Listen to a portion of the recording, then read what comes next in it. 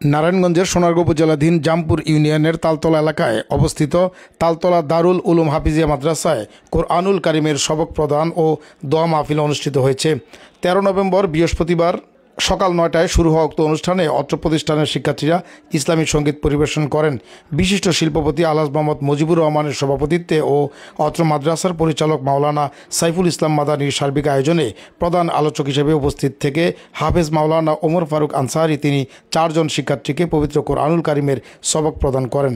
এই সময় উক্ত 4 জন শিক্ষার্থীকে ক্রেস্ট দিয়ে সম্মাননা জানিয়েছেন উপস্থিত ওলামায়ে কেরামগণ ও আগন্তুক অতিথিবৃন্দ। এ সময় বিশেষ অতিথি হিসেবে উপস্থিত ছিলেন বিশিষ্ট ব্যবসায়ী ইয়াসিন রহমান। এ সময় হজরত মাওলানা মাজিদুর রহমান আল আমিন, মুফতি মোশাররফ হাতেমি, হাফেজ কারি মাওলানা জুনাইদ, হজরত মাওলানা আব্দুল সালাম, হজরত মাওলানা সাজিদুর রহমান, হাফেজ কারি আশরাফ বিন শফিক সহ স্থানীয় গণ্যমান্য ব্যক্তিবর্গরা, অভিভাবকবৃন্দ, সকল শিক্ষক শিক্ষিকা মণ্ডলী ও সকল শ্রেণীর শিক্ষার্থীরা উপস্থিত ছিলেন।